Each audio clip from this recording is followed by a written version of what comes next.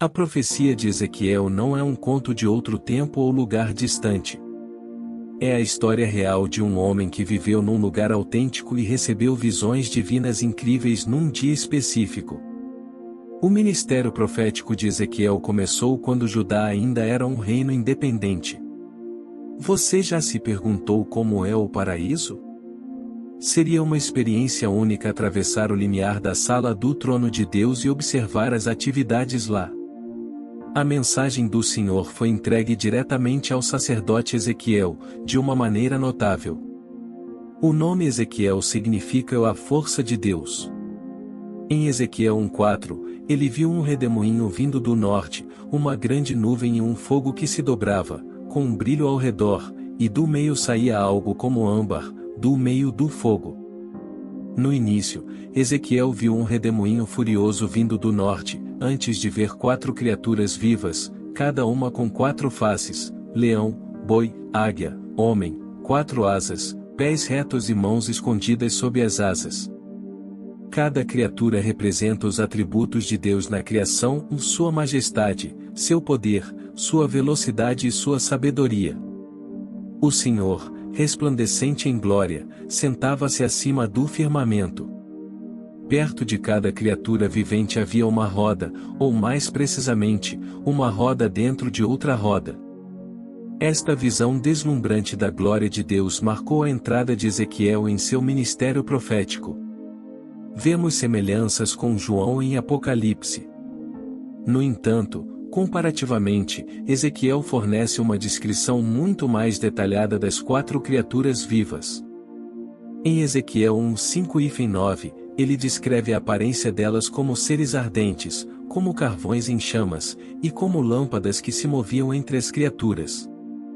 A aparência das rodas era como berilo, e elas se moviam em todas as direções sem se virar. Essas 4 criaturas vivas também são encontradas em Apocalipse 4:6-9. Diante do trono havia um mar de vidro, como cristal, e ao redor do trono, 4 seres cheios de olhos por toda parte. O primeiro ser era como um leão, o segundo como um bezerro, o terceiro tinha rosto de homem, e o quarto era como uma águia voando. Eles tinham 6 asas e estavam cheios de olhos por dentro e por fora, e não descansavam dia e noite, dizendo: Santo, Santo, Santo é o Senhor Deus Todo-Poderoso, que era, que é e que há de vir. Não há evidências de que esses seres sejam figuras alegóricas. Pelo contrário, são apresentados como seres concretos. Eles constituem uma ordem particular e superior de entidades angélicas ou querubins. Sua proximidade com o trono de Deus atesta isso. Ezequiel 1:12-20 sugere que eles estão constantemente se movendo ao redor do trono. Eles se moviam para onde o Espírito queria ir, sem se virar. As rodas se levantavam junto com eles, pois o Espírito dos seres viventes estava nas rodas. Apocalipse 5:6-14 descreve os papéis desses seres viventes. Eles se prostram diante do Cordeiro, que é Jesus Cristo, e lhe prestam a mesma homenagem que ao Pai, atestando assim a divindade de Jesus Cristo. Eles seguram harpas e taças de ouro cheias de incenso, representando as orações dos santos, e estão rodeados por 24 anciãos. Harpas são frequentemente associadas à adoração e à profecia no Antigo Testamento. O propósito desses seres é proclamar a santidade de Deus e encorajar sua adoração. Além disso, esses seres desempenham um papel na execução do julgamento de Deus. Eles representam uma alta ordem de anjos cujo papel principal é a adoração. Apocalipse 19:4 mostra os anciãos e os seres viventes adorando a Deus no trono, dizendo: Amém ou Aleluia. Mais tarde, Ezequiel identificou esses seres extraordinários como querubins, anjos que cercam Deus e possuem poder e glória particulares. Antes de sua queda, Satanás era um dos querubins que cobriam o trono de Deus. Ezequiel 28:14-16 descreve Satanás como o querubim ungido que cobria, perfeito em seus caminhos desde o dia em que foi criado, até que a iniquidade foi encontrada nele. Ele foi expulso do monte de Deus. Assim como a Arca da Aliança simbolizava a presença de Deus entre Israel, Yahvé era às vezes referido como aquele que habita entre os querubins. Em 1 Samuel 4:4, o povo trouxe a Arca da Aliança do Senhor dos Exércitos, que habita entre os querubins. Ezequiel 1:10-14 descreve a aparência desses seres viventes. Na visão celestial de João, eles aparecem como 4 criaturas distintas, cada uma com uma das 4 faces mencionadas anteriormente. Ao longo da história, estudiosos da Bíblia, pesquisadores em geral e artistas foram inspirados por essas 4 faces diferentes.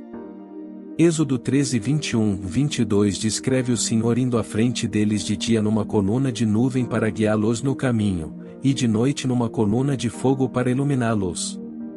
Um fogo devorador que se consome lembra o arbusto ardente de Moisés, que queima sem nunca ser consumido. Lemos: uma luz brilhante o cercava e irradiava de dentro dele.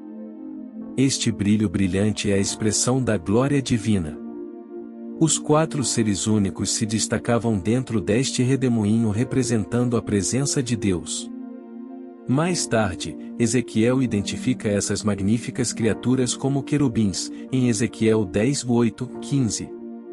Estes são anjos de poder e glória incomparáveis, que cercam Deus. Os querubins aparecem pela primeira vez no Jardim do Éden, onde são encarregados de guardar o caminho para a árvore da vida com uma espada flamejante. Querubins, e uma espada flamejante que se virava para todos os lados, para guardar o caminho da árvore da vida. Esses seres tinham aparência humana.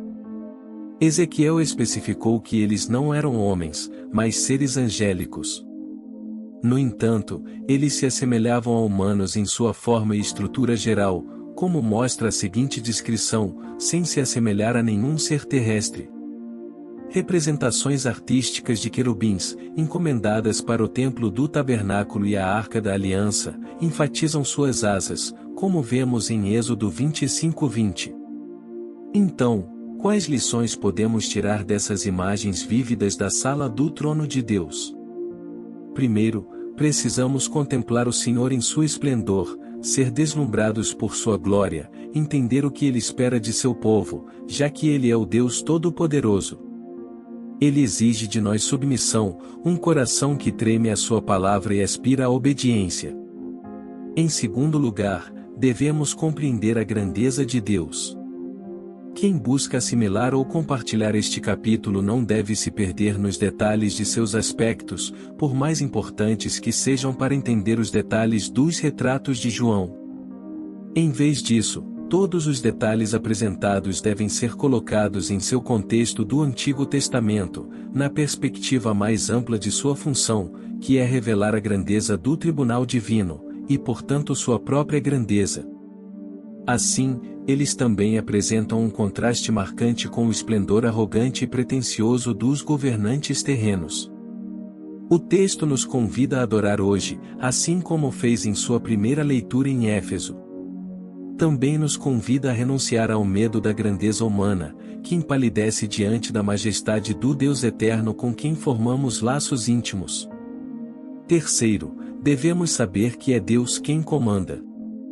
Os capítulos 4 e 5 descrevem o julgamento de Deus sobre o mundo.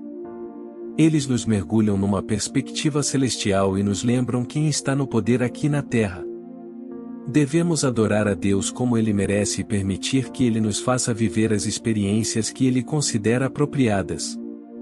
A glória de Deus é o principal objetivo da revelação que João recebe. Mesmo os julgamentos que ele logo testemunhará glorificarão a Deus e revelarão sua obra. Em vez de satisfazer nossa curiosidade sobre o futuro, esta revelação visa nos instruir sobre a magnificência divina. Queridos amigos, obrigado por se juntarem a mim nesta jornada de fé e inspiração. Ao refletirmos sobre a majestade e a glória de Deus, Como revelado nas visões de Ezequiel e João, somos lembrados da grandeza e do poder de nosso Criador. Se este momento foi encorajador para você, convido-os a se unirem à nossa comunidade. Inscrevam-se e ativem as notificações para não perderem nossas futuras mensagens de esperança e positividade. Lembrem-se, pois onde 2 ou 3 estão reunidos em meu nome, ali estou eu no meio deles. Mateus 18:20. Ao se inscreverem e comentarem o amém ou abaixo, vocês estão fortalecendo nossa comunidade de fé. Suas orações e pedidos são importantes para nós, e nos uniremos em oração, conforme a promessa de Jesus em Mateus 18:19. Se você está buscando força, orientação, cura ou propósito, compartilhe suas solicitações nos comentários. Estamos aqui para orar por você. Lembre-se, você não está sozinho nesta jornada de fé.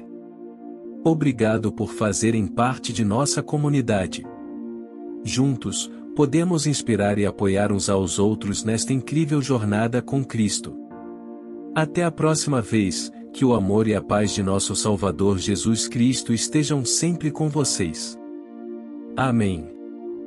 Que a reflexão sobre a sala do trono de Deus e os seres celestiais nos inspire a buscar uma relação mais profunda e significativa com Ele, e que possamos sempre nos lembrar da Sua presença constante em nossas vidas.